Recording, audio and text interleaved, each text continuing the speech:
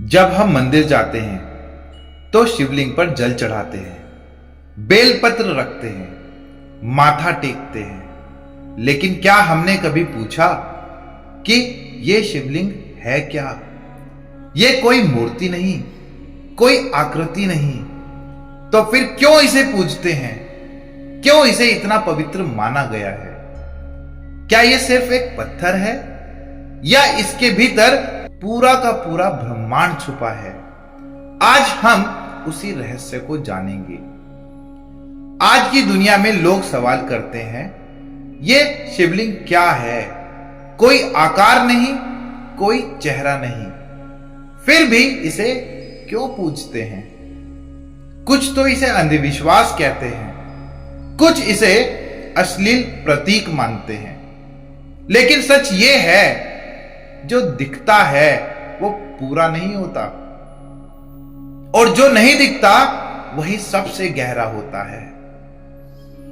लिंग शब्द का असली अर्थ, संस्कृत में लिंग का अर्थ होता है सूचक, प्रतीक, संकेत। शिवलिंग का मतलब है वो प्रतीक जो शिव को दर्शाता है। और शिव कौन है? एक निराकार, अनंत, अखंड चेतना, जिसका कोई आकार नहीं, लेकिन जो हर आकार में है।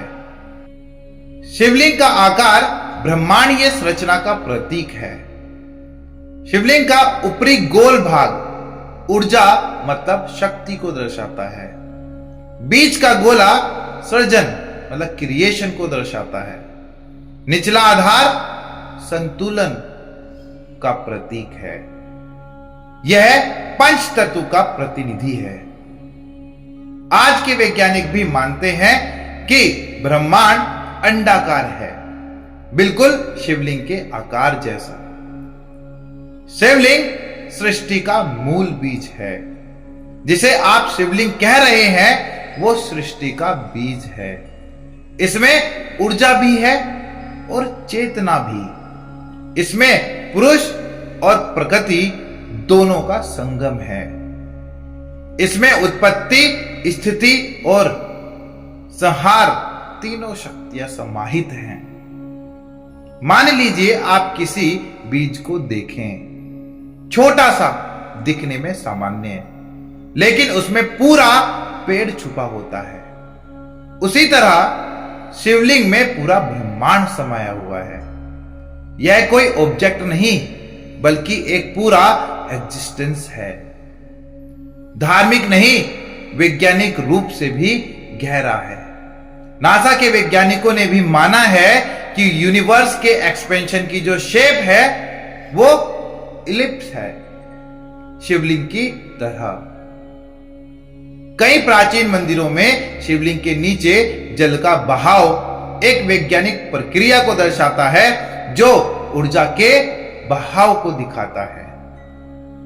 जब आप शिवलिंग के सामने खड़े होते हैं, आप किसी चेहरे की ओर नहीं, बल्कि अपने भीतर के ब्रह्मांड की ओर देखते हैं। वह आपको अहंकार से मुक्त करता है, क्योंकि जहां कोई पहचान नहीं, न जाति, न धर्म, न रूप, न सीमा, सिर्फ शांति, सिर्फ ऊर्जा, सिर्फ शिव। जिसने शिवलिंग को पत्थर समझा, वो शायद जीवन को भी शरीर से आगे नहीं देख पाया। शिवलिंग मूर्ति नहीं है, वो एक याद है कि तुम भी उसी ब्रह्मांड के अंश हो, जिसका केंद्र है शिव।